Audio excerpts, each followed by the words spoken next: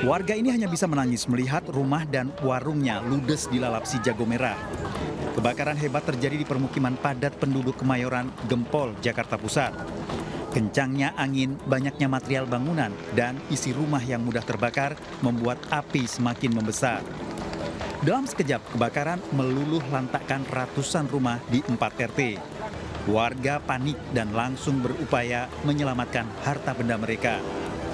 16 unit mobil damkar dikerahkan ke lokasi. 3 jam lamanya api baru berhasil dipadamkan.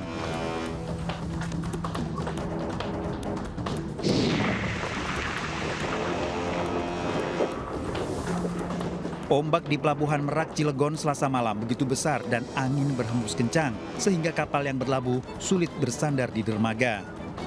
Ombak terus menghantam pinggiran dermaga, bahkan membuat lokasi parkir kendaraan dibanjiri air laut.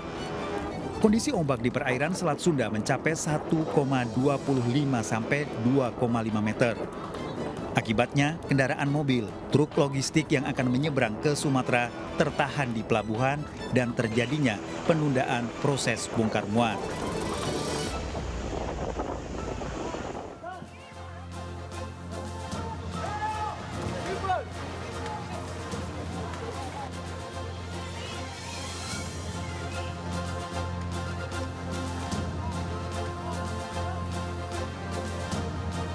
Dua warga negara asing tewas tertimpa pohon di lokasi wisata di Bali.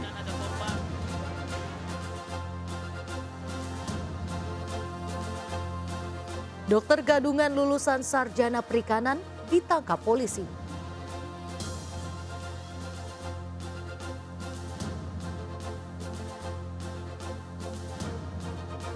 Timnas Merah Putih dan Timnas Laos tiba di Solo. Tim Indonesia siap mengalahkan tim Laos.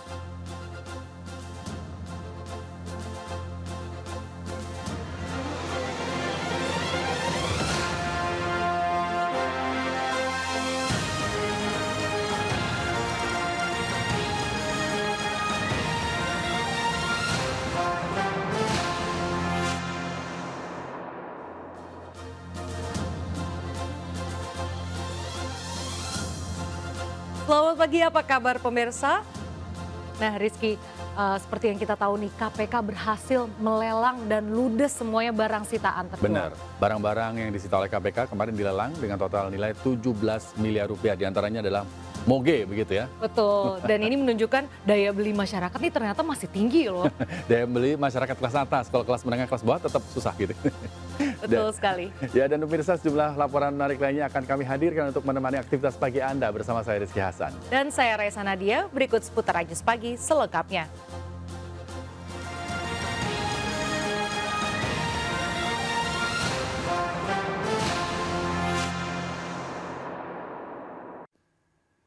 Pemirsa, kebakaran hebat melanda permukiman padat penduduk di Jalan Kemayoran Gempol, Kemayoran, Jakarta Pusat. Ratusan rumah habis terbakar, bahkan 1.800 jiwa kehilangan tempat tinggal. Luar besar apinya.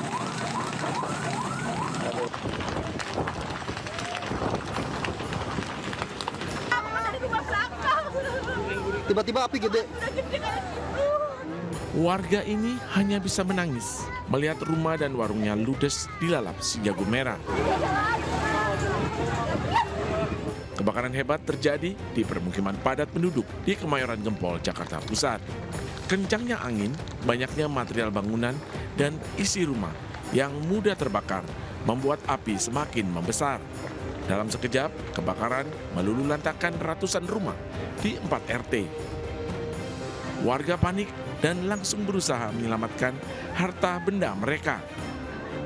Saya nggak tahu, Pak. Aku dari rumah belakang. Tiba-tiba api gede. Udah gede kayak gitu. Dan mama. Dari listrik atau kompor apa, Bu? Dari jam tengah pokoknya, Pak. Otot. Kompor kayaknya, Pak. 16 unit mobil pemadam kebakaran dikerahkan ke lokasi. 3 jam kemudian, api baru berhasil dipadamkan. Sementara masih dalam penyelidikan, Bang. Saya belum tahu, ya kan, kami dalam proses penyelidikan, nanti ada informasi baru, asal-muasal dari api dari mana, nanti kami sampaikan lagi ke teman-teman, saudara-saudara media. Informasi yang kita dapatkan dari kompor ya, LPG bocor, benar nggak sih? Ya, informasinya seperti itu. Tugas identifikasi dari Polres Jakarta Pusat diterjunkan ke lokasi untuk olah TKP. Diduga api dari gas LPG yang bocor. Tidak ada korban jiwa maupun luka dalam kebakaran hebat ini. Dari Jakarta Pusat, Rani Sanjaya melaporkan. Sementara itu pemirsa, ribuan korban kebakaran Kemayoran Jakarta Pusat mengungsi di berbagai lokasi, diantaranya ruang kelas sekolah dasar. Korban kebakaran membutuhkan berbagai bentuk bantuan karena seluruh harta benda mereka termasuk surat-surat penting hangus dalam kebakaran. Dan berikut laporan Amrina Rida dan Yudi Permana. Ya pemirsa, akibat kebakaran yang terjadi di pemukiman padat penduduk di lokasi yaitu di area Kebon Kosong Kemayoran Jakarta Pusat, sekiranya terdapat 1.800 warga yang terdampak yang pada akhirnya harus diungsikan ke 3 tempat. Salah satunya adalah tempat kami melaporkan saat ini, yakni di SDN 9 Kebon Kosong Jakarta Pusat. Berdasarkan pemantauan kami di SDN 9 Kebon Kosong Jakarta Pusat, terdapat 3 kelas dan juga 2 tenda yang dijadikan ruangan untuk pada akhirnya menampung korban terdampak yang mengungsi di sini, di mana untuk di SDN 9 Kebon Kosong ini terdapat 400 warga yang mengungsi di sini. Dan kalau kami tadi melihat memang di area tenda, warga yang terdampak mau tidak mau harus beristirahat ataupun juga tidur beralaskan hanya tenda ataupun juga alas yang sangat tipis. Namun tadi kami sudah berkeliling begitu bahwa sudah terdapat sejumlah bantuan yang diberikan dari pihak BPBD maupun juga warga sekitar kepada korban terdampak, di mana bantuan ini tadi dikumpulkan di area gudang yang terdiri dari misalnya adalah makanan siap saji, selimut, family kit, lalu juga air mineral, sandang dan juga beberapa kebutuhan-kebutuhan lainnya. Dan juga informasi bagi pemirsa yang memang ingin memberikan bantuan kepada warga yang terdampak kebakaran di sini, bisa langsung datang saja ke SDN 09 Kebon Kosong yang menjadi pusat dari pengungsian. Yang mana untuk pengungsian selain ada di SDN 9 Kebon Kosong juga terdapat di 2 tempat lainnya, yakni di Masjid Al-Ihsan dan juga di lapangan Jusuf Hamka. Dari Jakarta, Amrina Rida, Yudi Permana, Anyus melaporkan. Terduga penembak siswa SMK Negeri 4 Semarang, Aibda Robin Zainuddin, mengajukan banding atas sanksi pemberhentian tidak dengan hormat atau PTDH. Aibda Robik, anggota Sat Narkoba Polrestabes Semarang, diduga menewaskan Gama Rizkinata dan 2 orang lainnya luka. Aibda RZ telah menjalani sidang etik profesi di Mapolda Jawa Tengah Senin lalu. Sidang memberi waktu 3 hari bagi Aibda RZ untuk mengajukan banding.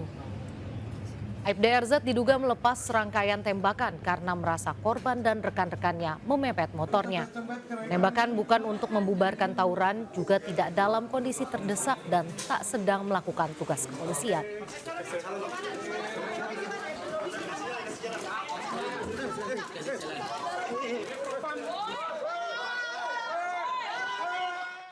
Sementara Kompolnas, pemirsa, mengapresiasi putusan sidang Komisi Kode Etik Polri atas sanksi PTDH Aibda Robik Zainuddin. Sementara keluarga korban mendesak agar Kapolrestabes Semarang juga disanksi dicopot dari jabatannya.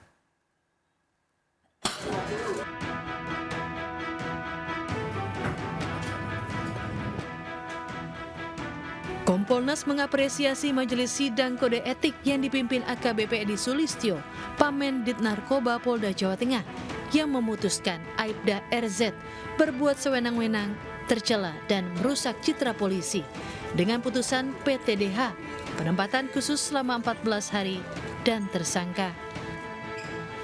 Aibda RZ, anggota Sat Narkoba Polrestabes Semarang, terbukti sengaja melakukan penembakan kepada 3 siswa SMK 4 Semarang, salah satunya tewas. Dari hasil keterangan saksi dan rekaman CCTV yang dijadikan barang bukti, semuanya memberatkan Aibda Robik. Tidak ada alasan penembakan dilakukan karena terancam akibat tawuran. Sebenarnya mengajarkan pada kita bagaimana proses apapun yang terjadi yang dilakukan oleh anggota kepolisian yang memang bisa di-challenge gitu ya. Nah, challenge-nya sesuai dengan prosedur hukum, salah satunya adalah etik. Ini mengapresiasi putusan tersebut. Orang tua almarhum Gama kini mempertanyakan dugaan rekayasa kasus oleh Kapolrestabes Semarang, Kombes Irwan Anwar. Keluarga memohon kepada Kapolri untuk mencopot Kombes Irwan dari jabatannya. Dari Semarang, Jawa Tengah, Kristadi melaporkan.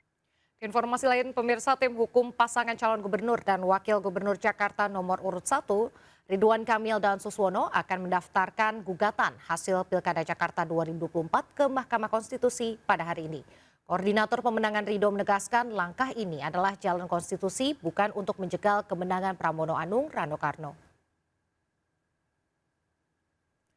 Tim hukum Ridho mengaku jalur konstitusi dan jalur demokrasi ditempuh agar masalah yang mereka temukan di 2024 tidak terulang di Pilkada 2029.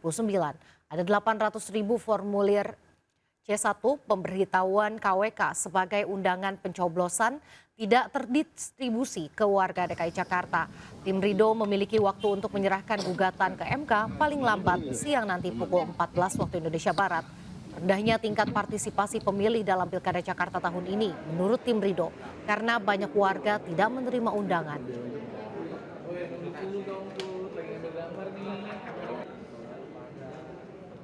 Komisi Pemberantasan Korupsi atau KPK kembali mengadakan lelang barang rampasan hasil korupsi. Total barang lelang yang terjual mencapai 134 barang rampasan dengan total nilai 17 miliar rupiah. Dan berikut laporan Nisa Sahib dan juru kamera Novan Dwi Kusuma. Pemirsa, Komisi Pemberantasan Korupsi atau KPK menggelar barang lelang dari hasil rampasan beberapa kasus korupsi, dan KPK ini menggelar pelelangan dari berbagai macam jenis barang seperti yang bisa dilihat di dalam gedung KPK ini.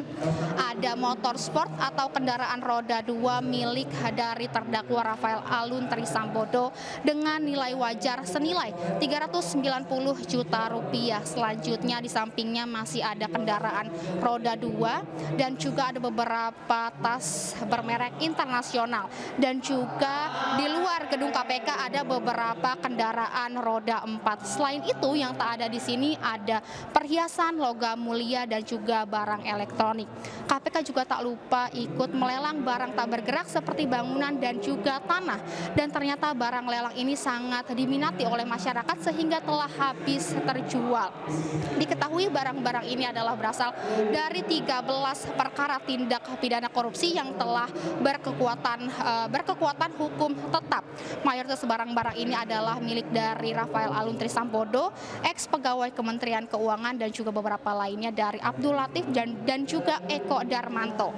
Dan dalam pelaksanaan Hakordia 2024 ini lelang dilakukan dengan sistem penawaran terbuka sehingga masyarakat bisa berpartisipasi dan memperoleh barang dengan harga kompetitif.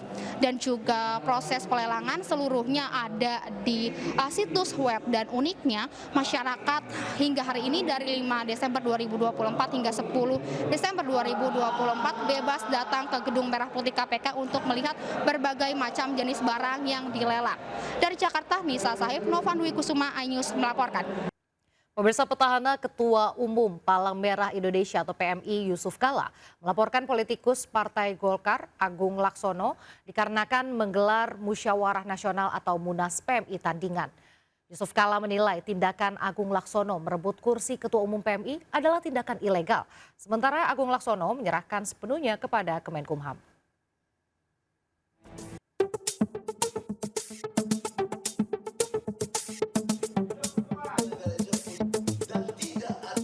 Kisru perebutan kursi Ketua Palang Merah Indonesia periode 2024-2029 berbuntut panjang. Petahana Ketua Umum PMI Yusuf Kala melaporkan Agung Laksono ke polisi karena menggelar musyawarah nasional atau Munas tandingan. Jika menyebut tindakan Agung Laksono tersebut merupakan tindakan ilegal, ia bahkan menilai gerakan Agung Laksono CS adalah pengkhianatan dan berbahaya bagi kemanusiaan. Itu ilegal dan pengkhianatan. Kedua, itu kebiasaan Pak Agung Laksono. Dia pecah Golkar, dia bikin tandingan Kosgoro. Itu memang hobinya. Tapi itu kita harus lawan karena dia berbahaya untuk kemanusiaan. Dan PMI hanya ada boleh satu dalam suatu negara, artinya boleh dua. Jadi kita sudah lapor ke polisi. Tanya itu JK juga mengungkapkan sejumlah oknum yang mendukung Agung Laksono telah dipecat dari PMI karena melanggar ADART. Sementara usai menggelar musyawarah nasional tandingan pada 8 hingga 9 Desember 2024, Agung Laksono mengklaim dirinya telah terpilih menjadi Ketua Umum PMI periode 2024-2029 dengan dukungan 240 suara dari 400 peserta yang hadir. Agung juga menyindir masa jabatan Yusuf Kala selama 3 periode sebagai Ketua PMI adalah tindakan yang tidak edukatif karena menghilangkan aturan ADART. Agung pun menyerahkan seluruh keputusan jabatan Ketua Umum PMI kepada Kemenkumham. Kita itu agak mundur dulu, misalnya di anggaran dasar anggaran rumah tangga. Itu dibatasi masa jabatan itu 2 kali. 2 kali ada, tiba-tiba hilang. Sehingga ini tentu tidak memberikan edukasi kepada publik. Terlepas dari seteru kursi kepemimpinan di tubuh PMI, sudah sepatutnya pemerintah berperan aktif mengembalikan PMI sebagai organisasi kemanusiaan yang sehat dan damai. Dari Jakarta, Tim Liputan iNews melaporkan. Jajaran Kantor Komunikasi Kepresidenan meninjau uji coba program makan bergizi gratis di Bogor, Jawa Barat. Tersedia 3.000 lebih porsi makanan yang akan dibagikan pada belasan sekolah dari TK, SD, SMP hingga SMA.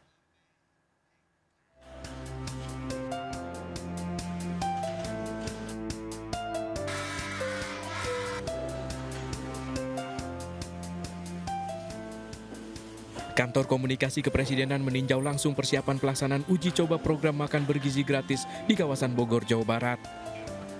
Peninjauan diawali dengan melihat proses produksi pangan bergizi di Satuan Pelayanan Pemenuhan Gizi di kawasan Tanah Sereal, Bogor, Jawa Barat. Dari peninjauan ini diketahui terdapat 3.000 lebih porsi makanan yang disiapkan untuk jenjang sekolah mulai dari TK, SD, SMP, hingga SMA. Peninjauan dilakukan guna memastikan komponen utama makanan bergizi gratis ini sudah terpenuhi. Sementara ini, satuan unit pelayanan di sini memang melayani 15 sekolah. Di hari pertama itu sudah melayani 3.018 penerima manfaat. Kedepannya tentu akan menyesuaikan dengan jumlah unit layanan yang ada. Kita masih menunggu kebijakan dari Badan Gizi Nasional, termasuk arahan dari Bapak Presiden Prabowo. Setiap unit Satuan Pelayanan Pemenuhan Gizi akan memiliki 51 personil dapur yang menyiapkan makanan bergizi mulai dari bahan baku segar setiap harinya. Kami melayani 15 sekolah yang terdiri dari 6 TK dan PAUD, 1 SD, 3 SMP, dan 5 SMA, dengan total siswa 3.018 siswa. Program makan bergizi gratis akan segera terrealisasi di awal 2025 dengan harapan bisa memenuhi gizi masyarakat yang membutuhkan. Dari Bogor, Jawa Barat, Dias Triawan, iNews melaporkan. Bang Napis sesaat lagi hadir dengan berita-berita kriminal. Informasi selengkapnya akan hadir sesaat lagi, tetaplah bersama kami.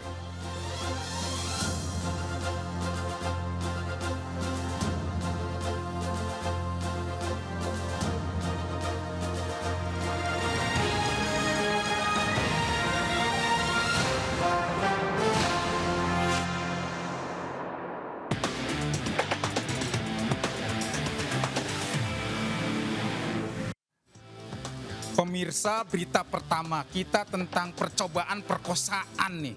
Seorang gadis remaja yang hampir diperkosa oleh teman ibunya sendiri. Korban melawan, bikin pelaku panik, terus kabur. Pelaku yang awalnya pura-pura bantu korban, akhirnya ketahuan.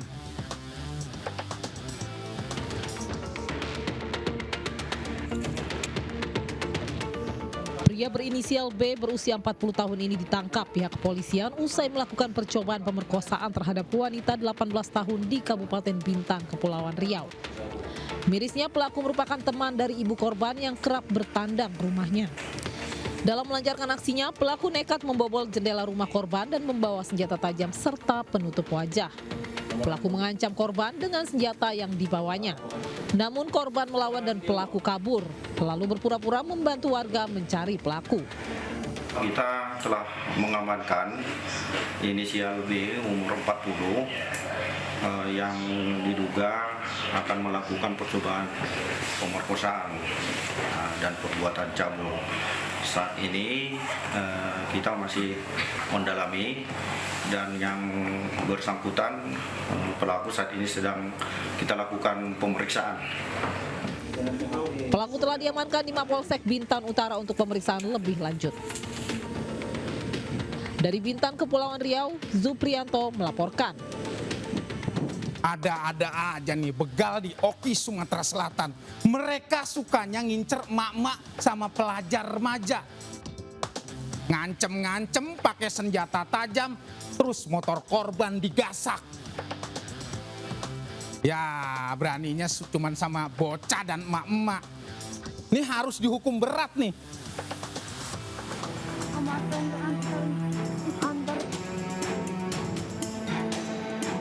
Dua orang pelajar putri ini tampak panik dan meminta pertolongan warga saat menjadi korban begal. Namun pelaku sudah melarikan diri dan membawa sepeda motor mereka. Tak berselang lama, jajaran Polsek Mesuji Raya Polres Oki pun berhasil membekuk kedua pelaku. Dalam aksinya, para pelaku memang menargetkan wanita, baik anak-anak, pelajar hingga emak-emak. Modusnya dengan bersembunyi di semak-semak lalu mengancam korban dengan senjata tajam.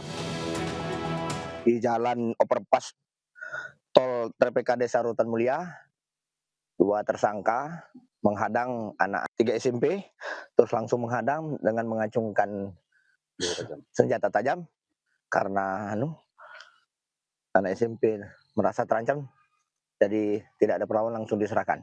Terus dia nih Pak, emang sudah kami lakukan pengembangan hampir Pak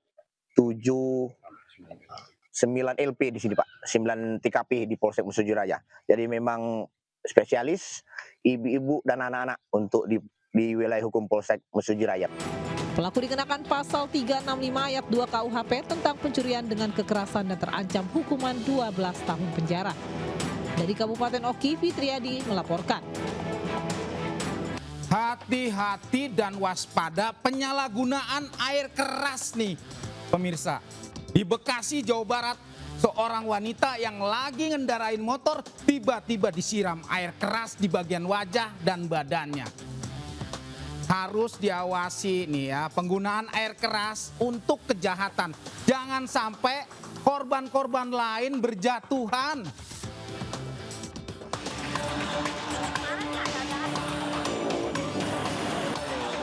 CCTV merekam aksi penyiraman air keras di Jalan Raya Perjuangan, Kelurahan Teluk Pucung, Bekasi Utara, Kota Bekasi, Jawa Barat.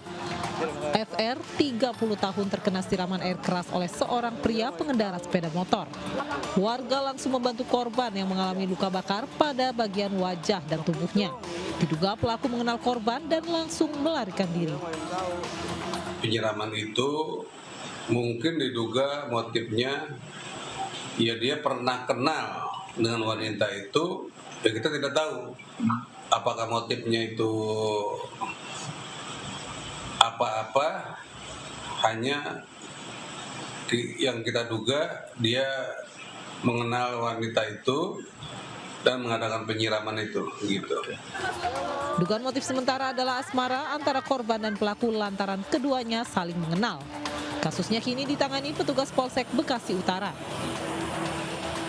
Dari Bekasi, Jawa Barat, Rahmat Hidayat melaporkan. Pemirsa, sistem keamanan yang satu ini diacungi jempol dan patut ditiru. Sebuah indekos di Lampung menggunakan gerbang dengan sistem pindai sidik jari. Dan yang bisa buka ya tentunya yang penghuni kosnya aja. Kebetulan nih, Senin kemarin nih, tes case, masuk 2 maling, pas mau bawa kabur tuh motor korban, kekunci. Panik nggak tuh?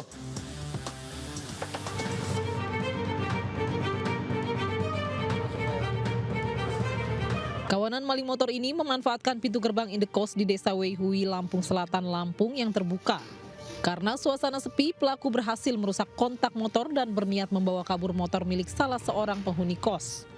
Namun rupanya kunci gerbang di indekos ini menggunakan sistem pindai sidik jari yang hanya bisa dibuka oleh penghuni kos. Setelah terjebak selama setengah jam, pelaku kemudian meminta tolong penghuni kos untuk membukakan pintu.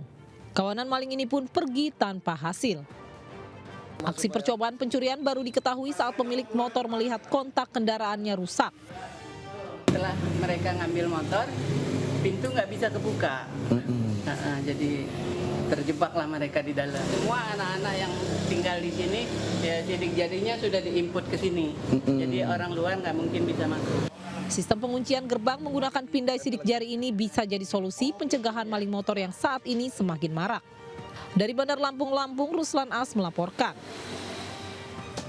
Yang ini Bang Napi sering banget ingetin, narkoba emang biang masalah di Jakarta. Diduga karena perselisihan terkait narkoba, seorang pria menganiaya temannya hingga tewas pemirsa.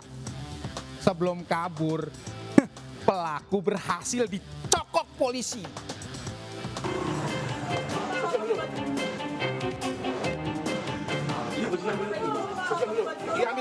Ambilin. Sandi Ramadhani, 21 tahun, warga Kampung Bahari Tanjung Priok, Jakarta Utara ini dibekuk polisi di rumahnya.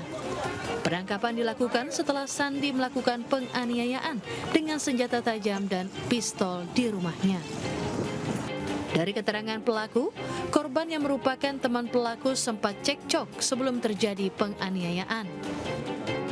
Diduga perselisihan tersebut terkait transaksi narkoba. Korban sempat dianiaya dengan gagang airsoft gun dan senjata tajam. Akibatnya korban mengalami luka di punggung, dada, serta pinggang. Meski sempat dibawa ke rumah sakit, nyawa korban tidak dapat terselamatkan. Dugaan sementara dari korban dan pelaku dan korban itu ada permasalahan terkait masalah transaksi ke arah. Atas perbuatannya, pelaku terancam hukuman 15 tahun penjara. Dari Jakarta, Sofyan Firdaus melaporkan.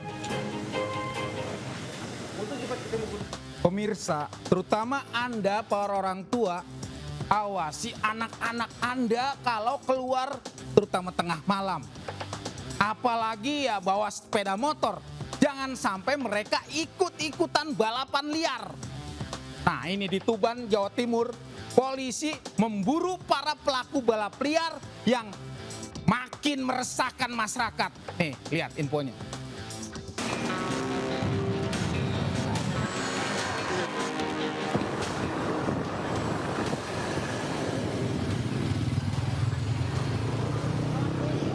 Polisi melakukan razia balap liar di Jalan Soekarno-Hatta, Tuban, Jawa Timur. Melihat kedatangan polisi, para pelaku nekat tancap gas. Tak kehilangan akal, polisi pun memasang truk trailer melintang menutupi ruas Jalan Soekarno-Hatta.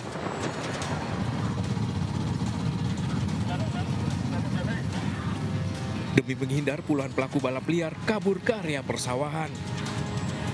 Sebanyak 158 sepeda motor dipakai balap liar diamankan petugas. Sebagai efek jerah, para pelaku balap diminta mendorong sepeda motornya sejauh 5 km menuju ke Polres Tuban. Jika terbukti melakukan pelanggaran, polisi akan memberikan sanksi tilang. Balapan liar meresahkan masyarakat karena menimbulkan suara bising serta membahayakan keselamatan pengguna jalan. Laporan dari masyarakat sangat meresahkan karena mengganggu dari arus lalu lintas, nomor satu. Kemudian yang nomor dua, antisipasi kecelakaan. Karena banyak sekali dari rekan-rekan kita, adik-adik kita ini yang melaksanakan balap liar tanpa pengetahuan ataupun memanfaatkan jalur di Pancura untuk dilaksanakan balap liar. Sering terjadi kecelakaan, mengakibatkan luka berat, ada yang mengakibatkan juga meninggal dunia.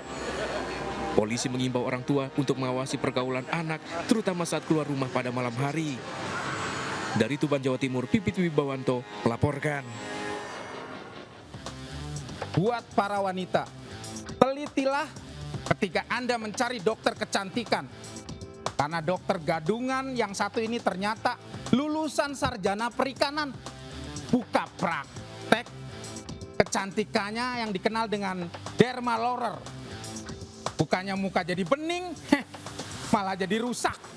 Akhirnya apa? Digerebek sama polisi dan terbukti kalau produk yang digunakan ilegal. Namanya juga dokter abal-abal. Saya siap, bisa kan nanti kalau mau dipanggil. Ria Agustina dibekuk aparat Polda Metro Jaya di sebuah kamar hotel di kawasan Jakarta Selatan.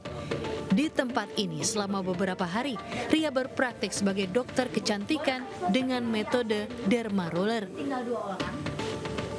Selama di Jakarta, Ria dan seorang asistennya telah melakukan treatment terhadap 7 orang dengan kisaran harga 10 hingga 85 juta rupiah. Dalam penggeledahan ditemukan, jika produk kecantikan yang digunakan tidak terdaftar di Badan Pengawas Obat dan Makanan.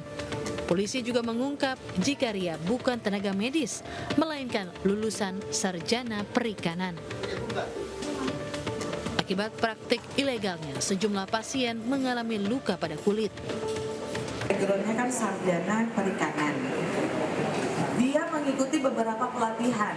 Akhirnya dia mengimprove dan kebetulan media sosialnya bagus dengan memamerkan pakaian-pakaian seksi saat melakukan treatment. Kontennya banyak ya. Ada yang dilakukan di muka, ada yang dilakukan di tangan, bahkan di kemaluan dan anus pun juga ada. Polda Metro Jaya terus mengembangkan kasus ini, termasuk menelusuri keberadaan klinik kecantikan tersangka di daerah Malang, Jawa Timur. Dari Jakarta, Helmi Sejambati melaporkan.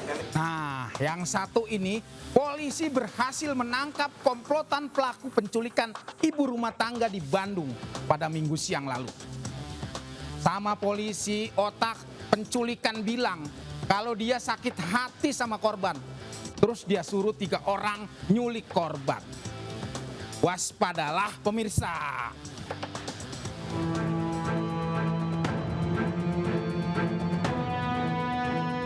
Komplotan penculik Santi, ibu rumah tangga warga Antapani, Bandung, Jawa Barat dibekuk polisi di rumah kontrakannya pada Selasa pagi. Dari 4 pelaku, seorang diantaranya merupakan otak penculikan. Menurut polisi, korban dan pelaku saling kenal. Sementara motif penculikan karena pelaku DA sakit hati kepada korban. Otak dari pelaku tersebut adalah DA yang mengajak ke 3 orang tersangka lainnya. Untuk motif masih kita dalami, tetapi hasil pemeriksaan sementara dari perjalanan tadi telah ditangkap, yang bersangkutan motifnya adalah sakit hati. Korban dan tersangka memang sudah mengenal. Sebelumnya, Santi ditodong pistol dan diculik 2 pria yang mengendarai mobil tanpa plat nomor polisi. Korban diculik di depan rumahnya saat baru tiba dari arisan. Penculikan terjadi pada Minggu siang. Malamnya, korban diturunkan dan diantar tukang ojek kembali ke rumah. Dari Bandung, Jawa Barat, Jupita Meilana melaporkan. Waspadalah! Terima kasih Bang Napi. Pemirsa, 7 siswa dilarikan ke rumah sakit akibat atap sekolah ambruk. Informasi ini pemirsa akan kami hadirkan sesaat lagi. Tetaplah bersama kami.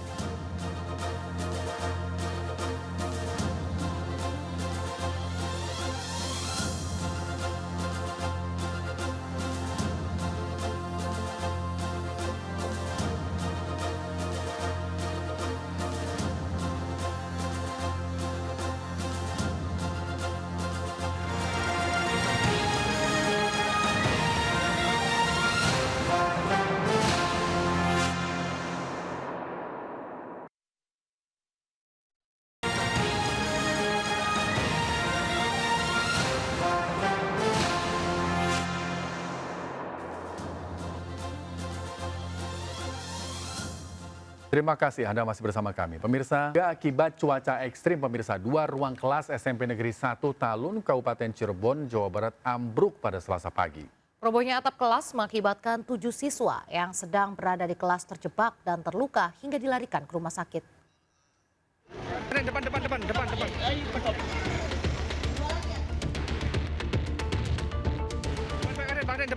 Depan. Sambil dibopong, seorang siswa ini nyaris pingsan usai terjebak dan tertimpa puing atap kelas.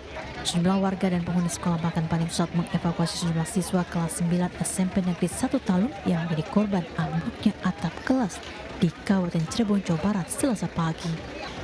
Ambruknya bangunan atap kelas membuat 7 dari 10 siswa yang berada dalam kelas terluka di bagian kepala, lengan, dan tubuh dan langsung dilarikan ke rumah sakit. Kejadian bermula saat 10 orang siswa sedang melakukan remedial atau ujian perbaikan nilai di ruang kelas. Tiba-tiba atap kelas dan ruang laboratorium ambruk, diduga tak kuat menahan intensitas hujan tinggi disertai angin kencang sejak 3 hari terakhir. Padahal diketahui bangunan sekolah ini baru direnovasi 3 tahun lalu, yaitu pada 2021. Pas di sini di 9E ada anak-anak sekitar antara 10-an lebih. Tadi yang terjebak ya sekitar 10 itu. Yang 6 ada lukanya, yang 2 dibawa ke rumah sakit, yang 4 dibawa puskesmas. Kini 2 ruang kelas yang ambruk telah diberi garis polisi, sedangkan 7 korban luka masih menjalani perawatan intensif di rumah sakit dan puskesmas. Diharapkan Pemda setempat dan instansi terkait melakukan pengecekan bangunan di tengah musim penghujan dan cuaca ekstrim saat ini. Dari Cirebon, Jawa Barat, Tois Iskandar, iNews melaporkan. Pastikan alat pemanas yang terhubung dengan tabung gas aman dan tidak bocor. Ledakan terjadi di sebuah gedung tempat spa dan panti pijat di kawasan Bulungan, Jakarta Selatan. Diduga tabung gas pada alat pemanas bocor hingga menyebabkan ledakan. Sejumlah pekerja luka akibat peristiwa ini.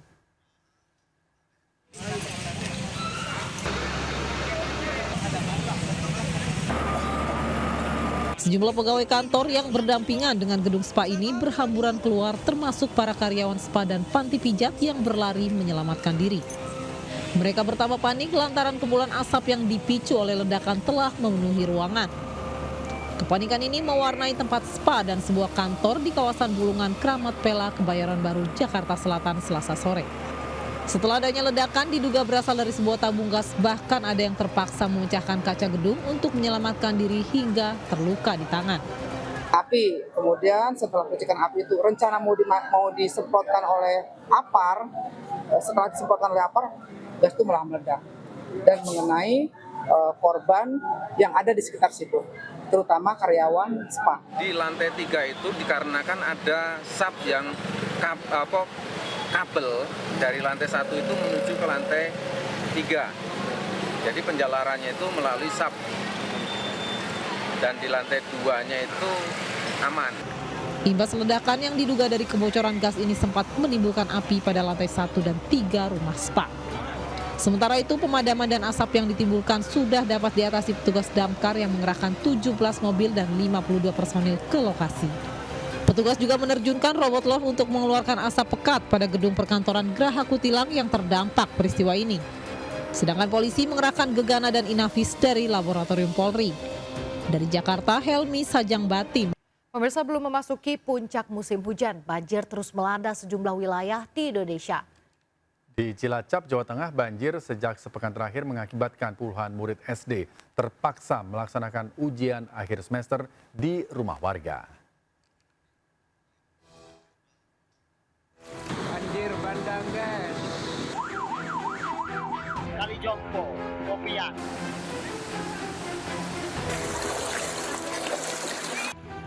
Belasan siswa ini nekat menerobos banjir demi bisa bersekolah. Lebih dari sepekan sekolah Madrasah Ibtidaiyah Ma'arif 02 di Desa Bojong, Kecamatan Kawung, Lantin, Cilacap, Jawa Tengah ini terendam banjir. Kondisinya bahkan memprihatinkan. Usai mengungsi ke masjid, kini 40 murid SD kelas 4 hingga kelas 6 ini terpaksa mengikuti kegiatan belajar mengajar di salah satu rumah warga. Kondisi ini dikeluhkan para siswa karena mereka terpaksa mengerjakan soal ujian akhir semester hanya dengan beralaskan lantai kayu. Karena sekolahnya terendam banjir. Kemarin pindah ke masjid, masjidnya juga terendam banjir. Sekarang pindah ke rumah warga. Gimana kondisinya di rumah warga ini belajarnya? Susah, nggak ada kursi, nggak ada meja. Para siswa berharap banjir segera surut dan Pemda setempat bisa memberikan solusi mengatasi banjir agar kegiatan belajar kembali normal. Banjir bandang, guys. Sementara di Jember, Jawa Timur, detik-detik banjir bandang di Sungai Kemiri terekam video amatir warga. Derasnya arus banjir bandang sempat membuat warga yang tinggal di dekat aliran Sungai panik. Terlebih early warning system milik BPBD berbunyi yang menandakan arus air banjir semakin besar.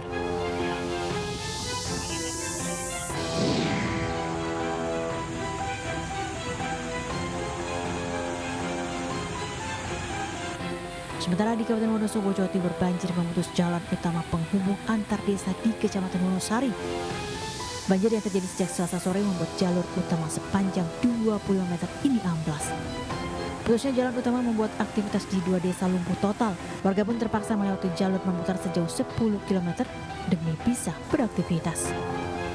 Tim kontributor iNews, Noho. Pemirsa, hujan deras yang mengguyur wilayah Kecamatan Banyu Biru, Kabupaten Semarang, Jawa Tengah mengakibatkan tanggul Sungai Kelunggung jebol. Akibatnya air meluap dan menerjang permukiman warga. Tolong dikondisikan, parah. Ada 1 anak yang belum ditemukan. Sampai ada tali untuk warga yang mau mengungsi. Monggo Pak. Banjir dari jebolnya Sungai Kelunggung menerjang puluhan rumah di Dusun Ngendo, Desa Ngerapah, Banyu Biru, Kabupaten Semarang. Hujan deras yang mengguyur wilayah Banyu Biru sejak Selasa siang membuat tanggul Sungai Kelunggung jebol tidak kuat menahan debit air. Sementara puluhan rumah mengalami kerusakan dan terendam banjir hingga kedalaman 1,5 meter. Banjir ini juga menyebabkan akses jalan warga terputus. Petugas gabungan dari BPBD Kabupaten Semarang, relawan TNI Polri melakukan evakuasi warga yang rumahnya terendam banjir. Derasnya aliran air membuat petugas gabungan mengevakuasi warga menggunakan tali. Saat awal ini adalah untuk evakuasi masyarakat. Bagaimana masyarakat itu aman terlebih dahulu. Ada berapa titik? Satu titik yang jebol, dan itu karena curah hujan yang tinggi sehingga luapan airnya juga agak lumayan. Itu untuk saat ini saya belum bisa update terkait dengan korban karena masih dalam penanganan. Evakuasi warga masih dilakukan dan bantuan sedang dikoordinasikan dengan pihak terkait untuk warga terdampak. Dari Kabupaten Semarang, Jawa Tengah, Lurisa Lulu. Mantan Satpam Kantor Pelayanan Pajak Pratama Kota Bumi, Agus Rahmat Hidayat, ditangkap aparat Polres Lampung Utara setelah membakar salah satu ruangan. Agus berdalih sakit hati setelah dipecat dari pekerjaannya.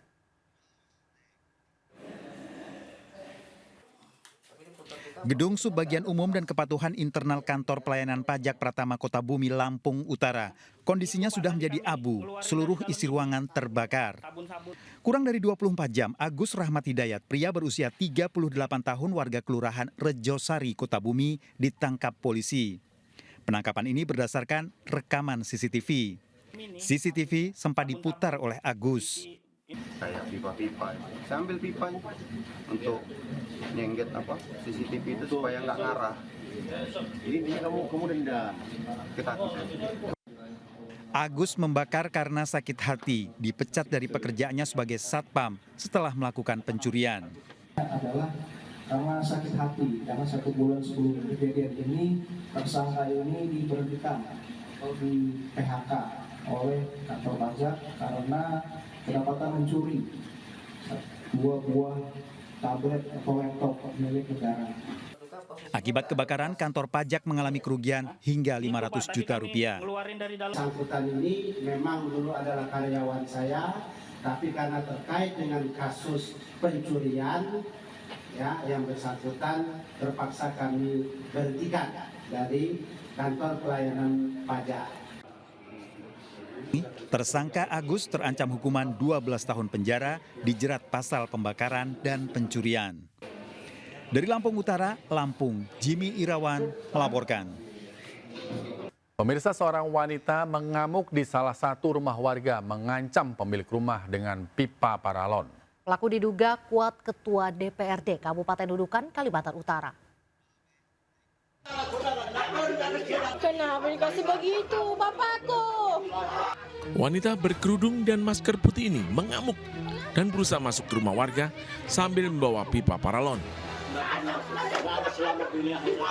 Seorang laki-laki tua keluar rumah namun mendapatkan pukulan pipa paralon yang dibawa wanita berkerudung. Kejadian terjadi di rumah Suwardi, mantan ketua RT di Kelurahan Nunukan Barat, Kabupaten Bulungan. Wanita yang mengamuk diduga Ketua DPRD Kabupaten Nunukan.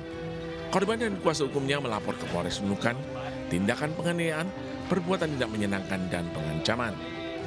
Maka kami berangkat langsung ke Polres Nunukan. Setelah kami di Polres Nunukan, kami langsung melapor ke Pikir SPKT. Pikir SPKT mengatakan langsung ke reskrim Pak. Setelah kami konsultasi ke reskrim, diberikan arahan. Motif pelaku melakukan pemukulan dan mengancam korban sampai saat ini belum diketahui. Dari Kabupaten Nunukan, Kalimantan Utara, Usman Codang melaporkan.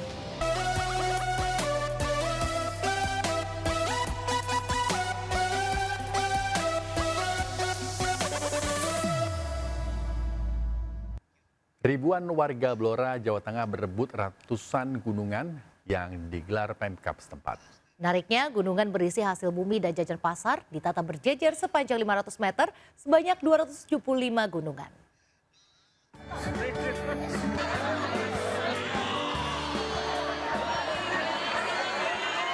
Dengan wajah ceria, ratusan warga ini berebut gunungan di Blora, Jawa Tengah. Tradisi gerebek gunungan ini merupakan ajang perdana yang digelar pemerintah Kabupaten Blora untuk memeriahkan hari jadi Kota Blora ke-275.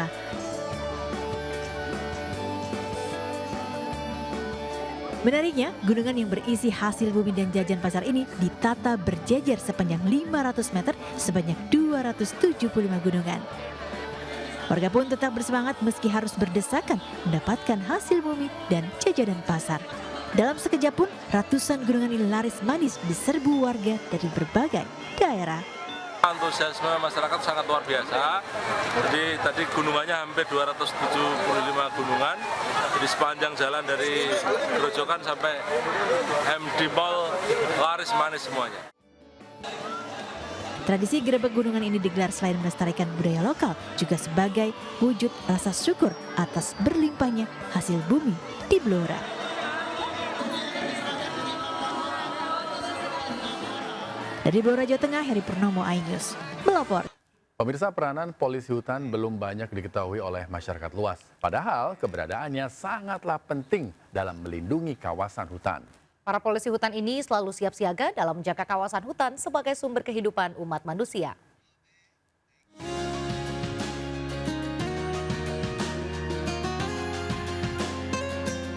Beginilah persiapan polisi hutan dari Taman Nasional Gunung Gede Pangrango atau TNGGP sebelum melakukan patroli rutin di area hutan.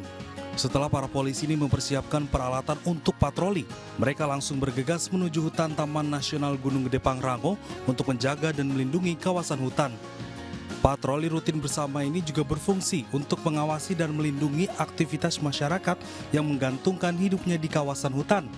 Kegiatan ini juga merupakan bentuk sinergi antara TNGGP dengan MNC Lenlido sebagai kepedulian terhadap kawasan hutan. Kegiatan rutin yang kami laksanakan untuk mengecek ke dalam kawasan apakah ada aktivitas masyarakat yang masuk ke dalam kawasan yang ilegal. Kemudian kami juga memberikan edukasi dan penyuluh kepada masyarakat. Para polisi hutan ini juga memberikan pendampingan dan edukasi kepada kelompok tani hutan yang bekerja sama dalam hak akses pemungutan hasil hutan bukan kayu berupa getah pinus sebagai dukungan untuk pengembangan ekonomi masyarakat. Merubah mindset masyarakat yang ada di sekitaran Taman Nasional ini yang tadinya mereka memanfaatkan hutan dengan cara illegal logging segala macam, sekarang mereka beralih fungsi, mereka lebih mencintai lagi terhadap hutan. Taman Nasional Gunung Gede Pangrango memiliki area seluas 24.270 hektar, mencakup Kabupaten Cianjur, Kabupaten Bogor, dan Kabupaten Sukabumi. Kawasan ini memiliki peran penting untuk menjaga ekosistem dan keberagaman hayati, serta sebagai sumber kehidupan masyarakat di berbagai sektor. Dari Bogor, Jawa Barat, Jessica Winoto, Sadu Santo Budi, Pandu Priyo, iNews melaporkan. Kami akhiri jumpa kita pagi hari ini. Pemirsa, berita-berita yang kami sampaikan di program seputar iNews pagi hari ini juga dapat dilihat di okezone.com. Silahkan men-scan barcode yang tertera. Saya Rizky Hasan. Dan saya Raisa Nadia. Selamat beraktivitas, tetap semangat dan sampai jumpa.